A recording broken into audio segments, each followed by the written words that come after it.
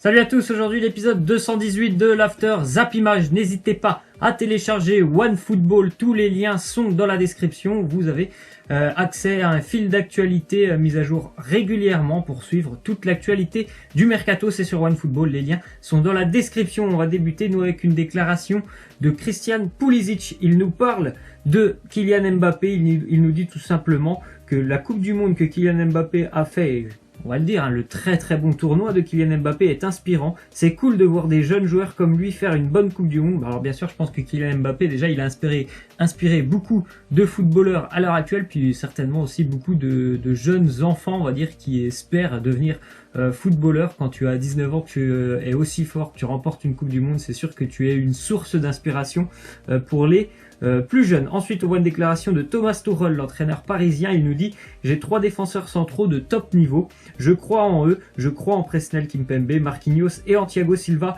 notre capitaine. Donc, pour le moment, j'ai l'impression, d'après les dires de Thomas Tuchel, qu'il n'a pas besoin d'un nouveau renfort au poste de défenseur central. Il y avait beaucoup de rumeurs autour de Jérôme Boateng.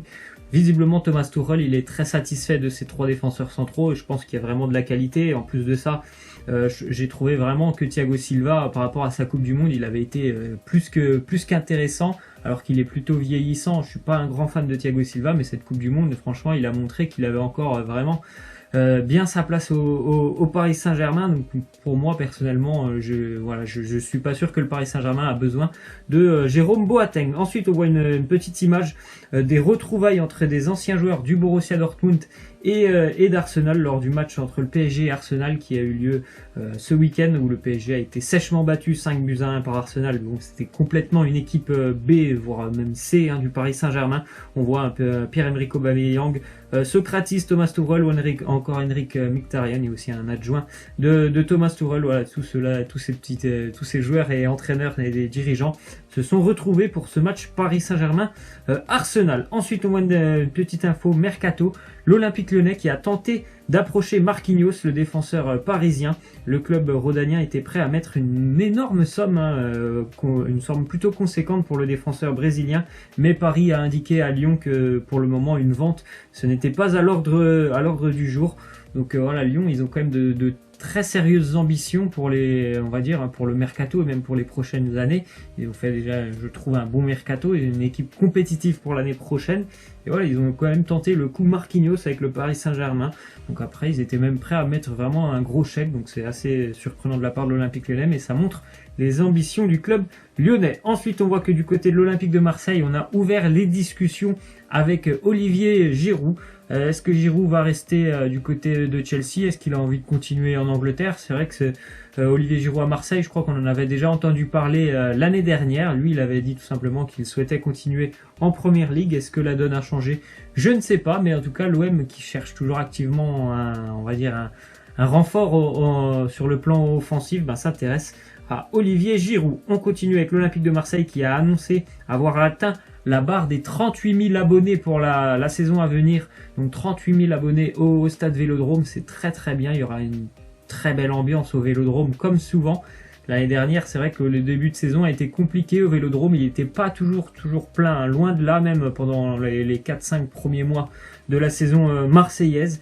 Et puis au fur et à mesure de l'année, le stade s'est rempli un peu plus. Mais là, on voit déjà 38 000 abonnés. Peut-être que le chiffre va encore augmenter avant l'ouverture du championnat entre Marseille et Toulouse.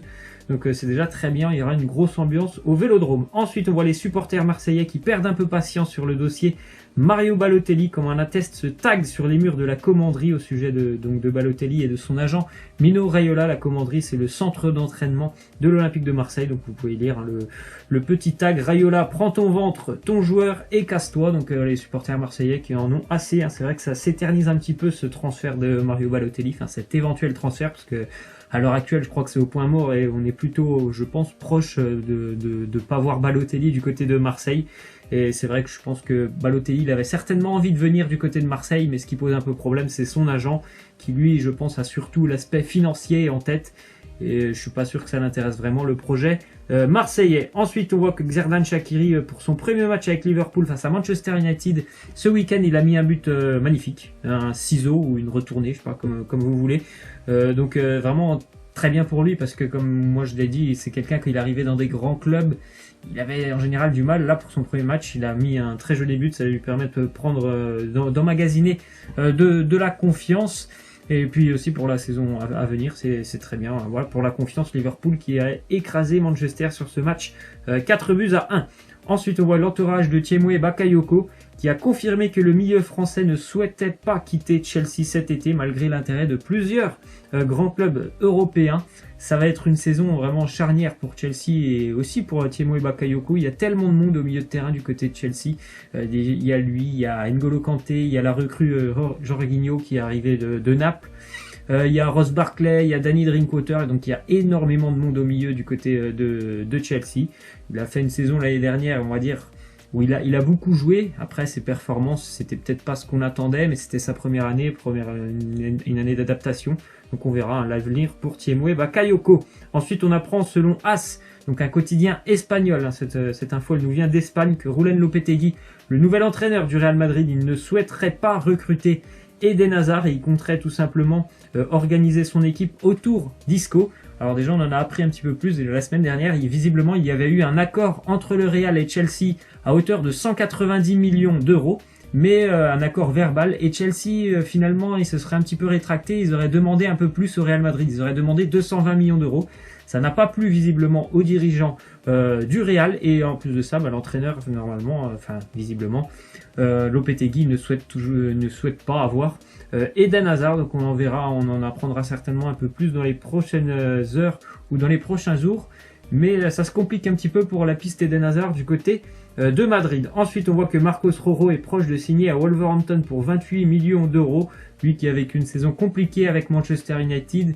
Et on l'a vu aussi pendant cette Coupe du Monde assez en difficulté avec son équipe d'Argentine. Donc voilà, il pourrait rejoindre Wolverhampton qui est promu en Premier League, qui a fait un recrutement pharaonique. Wolverhampton, c'est une équipe qui a beaucoup de Portugais parce que l'entraîneur est portugais. Et voilà, c'est une équipe qu'il va falloir suivre en Premier League parce que je pense qu'ils vont avoir de réelles ambitions malgré leur place de promu. Ensuite, on voit que West Ham se serait positionné sur Hatem Ben Arfa et devrait transmettre une offre prochainement à ses représentants. Donc, ça serait très bien pour Ben Arfa de retrouver un club et du temps de jeu. On sait qu'il a du talent, qu'il a du potentiel. West Ham, c'est un club assez ambitieux pour la saison à venir. Ils ont fait aussi un bon mercato. Donc pourquoi pas revenir en Angleterre pour Hatem Ben Arfa. Ensuite, on voit les statistiques. Seuls 3 entraîneurs anglais seront parmi le top 5 européen cette saison. Bien sûr, ils sont les 3 en Première Ligue. On peut voir par exemple qu'en Italie, 19 des 20 clubs sont entraînés par des Italiens. En Espagne, c'est aussi un très gros ratio. En France, c'est à peu près pareil. En Allemagne, un petit peu moins parce que il y a aussi 18 équipes. Donc on voit vraiment qu'en Angleterre, on fait vraiment confiance en général aux étrangers, que ce soit en tant qu'entraîneur ou même dans les clubs. Comme je vous ai dit, Wolverhampton, ils ont une équipe, je pense qu'il y a beaucoup plus de la moitié des joueurs qui sont étrangers que anglais. Donc voilà, l'apport d'argent et le fait que la Première Ligue, il y a beaucoup d'argent là-bas, bien sûr ça engendre le fait que ces clubs peuvent recruter bon nombre d'entraîneurs ou de joueurs. Ensuite, on voit une déclaration de Max Allegri. Lui, Cristiano possède une grande expérience et il va beaucoup nous aider, mais nous devons nous montrer prudents. Il y a beaucoup trop d'euphorie autour de nous et ce n'est pas bon. Cette saison va être plus difficile que les autres. C'est vrai qu'avec l'arrivée de Ronaldo, la Juventus va être encore bien plus observée que par les années précédentes où on savait que c'était une très belle équipe, mais il n'y avait pas, on va dire, une grande star ou vraiment une star qui porte cette équipe. Là, je pense qu'ils ont vraiment en la personne de Ronaldo cette star, et ce qui va certainement engendrer encore plus de médiatisation autour de la Juventus. Ensuite, on voit du côté du Werder Bremen, Claudio Pizarro, 39 ans. Il va retourner pour la 4e fois dans son club. On va dire que c'est vraiment son club de cœur en Allemagne, le Werder. Claudio Pizarro, lui qui est passé notamment par le Bayern Munich. L'année dernière, il était à Cologne.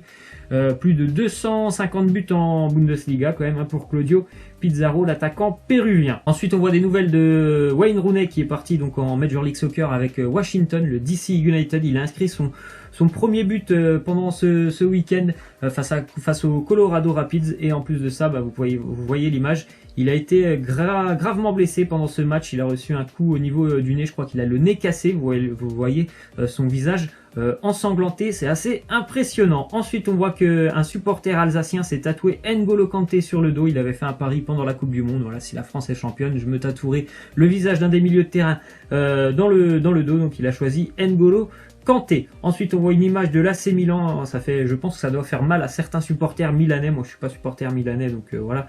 Mais je me rappelle très bien de cette équipe. C'était maintenant il y a plus de 10 ans quand même que le Milan AC rayonnait sur l'Europe avec une équipe tout simplement monstrueuse. Vous pouvez voir les visages du Dida, du Cafu, du Kaka, du Gattuso. Donc c'était vraiment une très très belle équipe de foot, cette équipe du Milan. Et on voit vraiment que le football ça va très très vite. Maintenant le Milan c'est vraiment plus ce que c'était, mais j'espère vraiment qu'ils vont pouvoir revenir très vite sur le devant de la scène européenne. On va terminer donc avec la question de fin. Est-ce que l'OM doit recruter Olivier Giroud? Laissez-moi en commentaire, oui ou non. Et puis si vous êtes supporter de l'Olympique de Marseille, est-ce que vous avez envie de voir Giroud du côté de Marseille? Laissez-moi en commentaire. Moi en tout cas je suis pour. Je suis pas supporter de l'OM, mais je suis pour un retour d'Olivier Giroud en France. Laissez-moi en commentaire ce que vous en pensez. Voilà, c'est la fin de cet After Zapping. J'espère que ça vous aura plu. N'hésitez pas à lâcher des likes, à vous abonner. Moi je vous laisse et je vous dis à demain. Ciao.